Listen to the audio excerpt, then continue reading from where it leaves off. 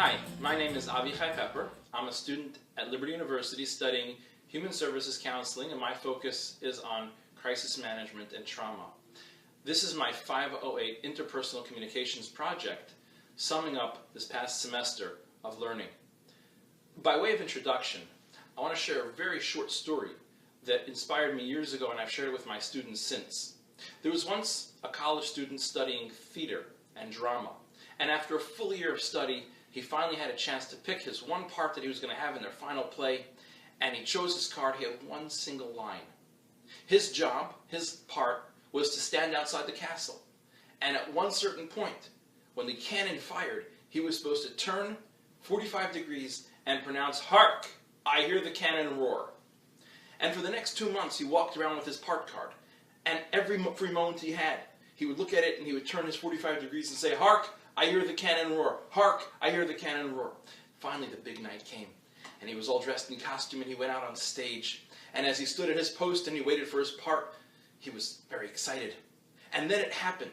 This big loud boom of the sound of the cannon, and he said, "Hey, what was that?" It's very easy for us, even while we're studying the actual actions of being an active listener, to get caught up and forget how to listen. I found that the remarks by Dr. Peterson in the video that was shared with us in the beginning of this course was so spot on. Dr. Peterson said that people think that they're great listeners until they study the art of listening and realize how much there is to grow. I truthfully found myself in that category. I love to talk, and I love to be involved in people and people's skills, listening to people, discussing things, conversations. They're so exciting to me. And I figured, I'm a great listener. This should be really simple. And I opened up the book only to find that instead of highlighting what I already did, it taught me so much more about actually listening, about what to do to improve my listening, about how to become a better listener and improve who I am and how I can help the organizations in which I'm involved. My overarching goal of this project comes from Ethics of Our Fathers, which is that we should be like the students of Aaron. We should love peace and pursue peace. We should love all creations and be close with godly actions and act in a manner of God. And this concept of being able to pursue peace and love peace and be close with people can only really happen if we're capable of listening, of picking up on nonverbal cues, of being able to see when people are in need and when people actually don't really need our help and just want to talk. All of these things we are able to benefit from reading the books and studying the courses which we've taken.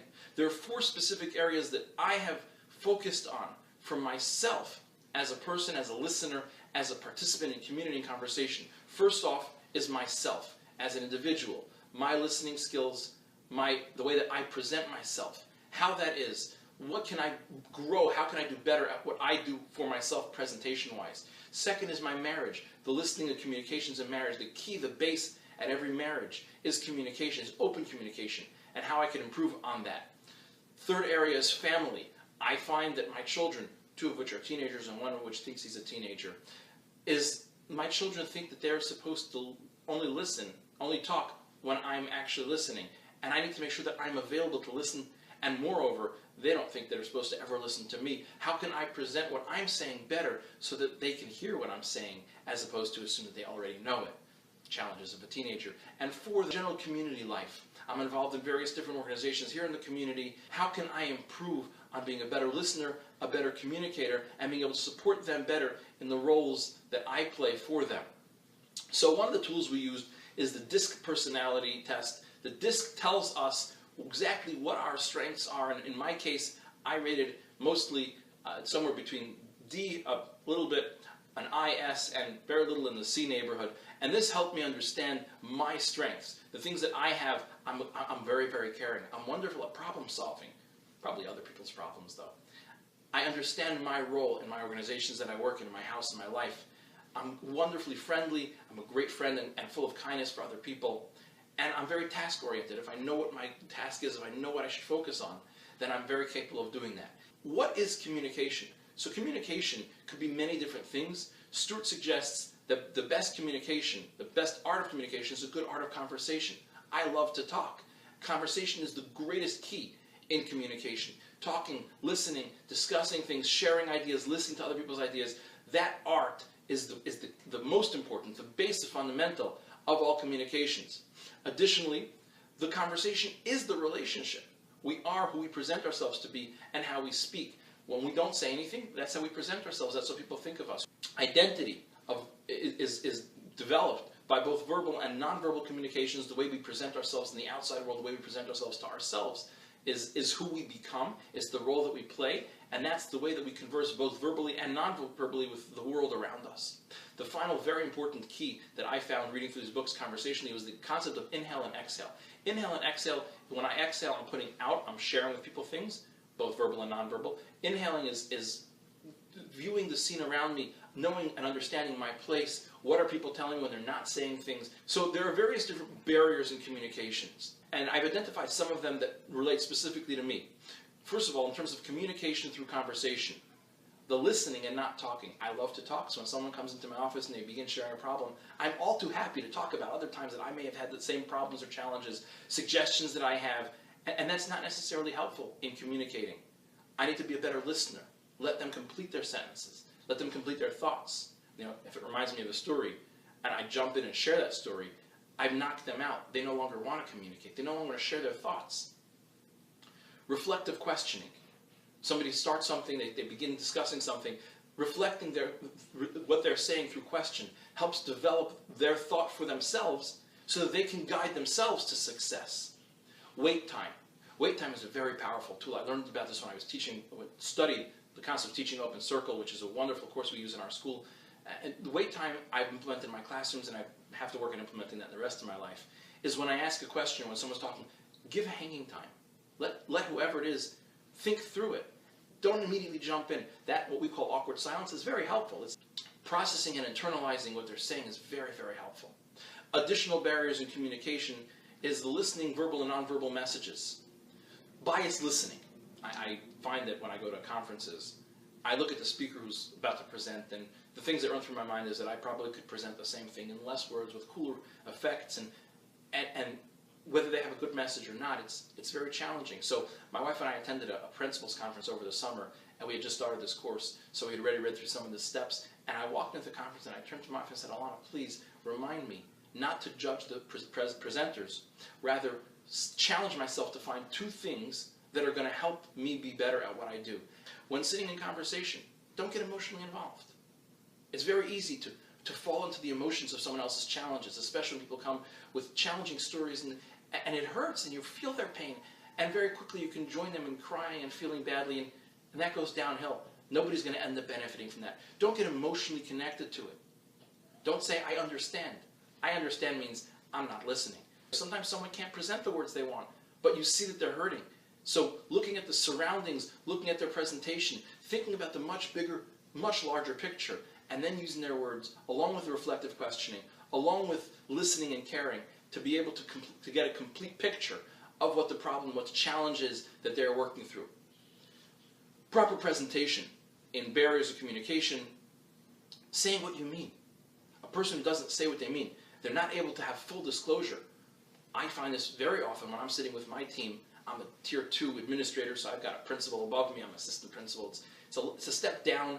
I don't always know how to say exactly what I'm thinking, what I'm feeling. Sometimes I feel like it's just easier not to say it, and that's not helpful. Full disclosure is extremely helpful. Self-disclosure helps honesty, it helps develop and foster a better relationship. And one of the terms that I learned to use is I think we have a great enough relationship that you won't be insulted when I say, and then I'll say what I need to say with the hope that they can hear it and not be challenged by it, and it can be beneficial. In addition, there are other barriers of communication when it comes to the world we live in today. Technology is at the forefront of everything we do. And I read through a couple different articles that share different challenges of communications besides the distraction of communications, besides that it can completely pull us away from our actual relationships. There are some very specific challenges that exist in communication. Modern communication creates enormous interpersonal communication challenges. One of which is that if all your relationship is online, then your interpersonal relationship doesn't actually exist. There was a study done in hotels that people who booked things online and had great communications online, that was only beneficial if when they walked into the hotel, the person who met them was positive and outgoing and warm. Without that, there's not much to talk about. The relationship is nothing more than, that just is FaceTime on a computer. Additionally, there's another fascinating article that I read that talked about people aren't using technology as a way of creating relationships, but we're using it to maintain our relationships. So if we have an existing good relationship or a decent relationship, use technology to bring it to the next level as opposed to pull you away. So resources and strategies that I found very helpful was biting my tongue. I don't always have to have an answer. It's not my problem. Keeping in mind that when somebody comes to you with a problem, they may not be in the best situation to share verbally what their problem actually is. They're just sharing with the highlights or the end notes, and they're really going through a panic mode. And keeping these things in mind helps be able to focus and move forward. Listen with an open mind. Let them share their feelings. Make sure they don't feel attacked about what they're saying. And control your responses. If you control your responses, then you can get more out of them. If you over-respond or are almost like you're not listening, then your response is going to shut down the conversation. Control your responses to bring the conversation forward. I found in terms of my action plan that taking one step at a time was very, very important. And I read through the book and I said, oh wow, I'm going to do all this. And then I saw this concept that if you take it all at once, it's not going to be natural and it's never going to become you. So taking one step at a time is very, very helpful. Making it natural, making it a part of me, stopping to listen, and taking one step at a time to become an active listener is the action plan that I'd like to take to improve my listening. Areas of improvement for self, I'd like to take the time to present myself correctly. Marriage, I want to take more time to listen, more time to care, more time to support.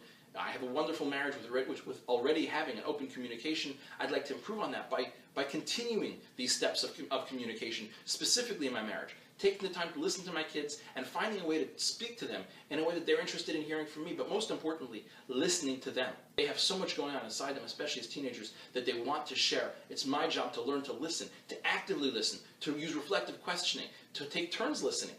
And finally, community-wise, it's important for me to remember the community's problems are not my problems. I'm only here to help and to guide. It's not my actual problem.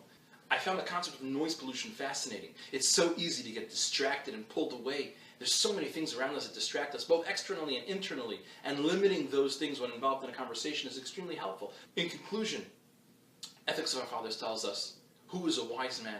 One who learns from everybody.